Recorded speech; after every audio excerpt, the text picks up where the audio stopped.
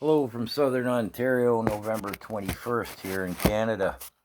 So, excuse me a moment, we'll get that right, there we go. This video contains no political content. It's about starter motors, in this case in a Chevy truck. It's just easier for me to do it this way to help out a subscriber and a generous patron of the channel. Give her your thanks, people. It's only donations that I'm running on. However, starter motors, in this case, a Chevy truck. He didn't say what year the truck was. I'll come to that in a moment. Customer states, to quote another channel, when boosting the truck to start it, the starter motor cables, the cables to the starter motor get so hot that they're actually, on the verge of melting or melting. Now, first off, starter motors, when they begin to wear out and fail, the commutator in the middle, the bushings that it runs on begin to wear, and that commutator moves around. It increases the resistance. The commutator also gets dirty with all the breaking down of the copper and the various components in there. Now at that point, the starter motor will get hot unto itself. Sometimes the starter motor won't turn over if you were to reach in underneath, or wherever the starter motor is located, in whatever vehicle it is, it'll be hot to the touch. Sometimes you can get home from Mexico, somebody turning the key or putting pure power to the starter motor, bypassing the cables. You give it a little tap, it might get a couple of last starts out it before it croaks completely. Excuse me, get you home from Mexico type of thing. But what you're describing is the starter motor is drawing. It's pulling that pure 12 volt and it's heating the cables up.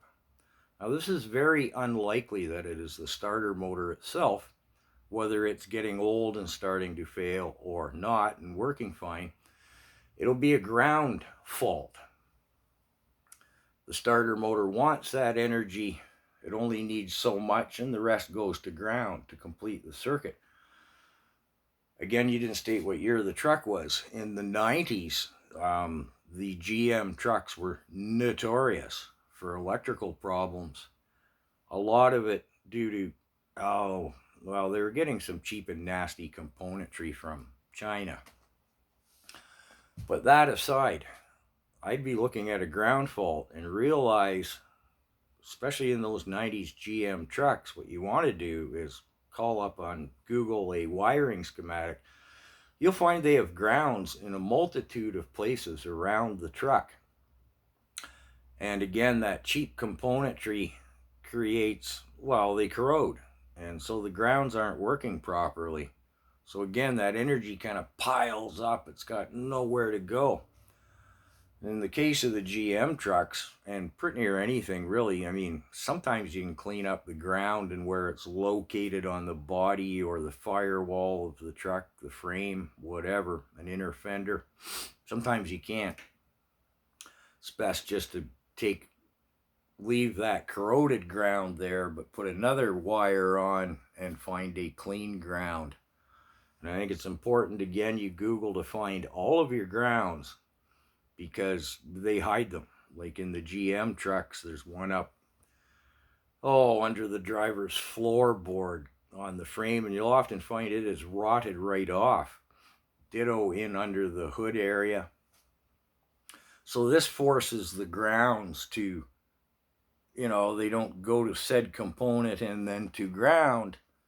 They kind of have to ground through another circuit. So you've got energy, let's say voltage, moving around in places it shouldn't be, and that taxes the components, ECUs, electronic control units, etc. In this case, the starter should have a power and a ground, and you want to clean both of those and then see what happens. But when you're at it, I'd be looking at all your grounds. So that was the point of the video, and thank you, Killaloo, and I hope that helped. Feel free to let me know what worked or what didn't, or maybe you find something a bit different. And so yeah, I'll post this on TikTok too. What the heck? Everybody has a starter motor.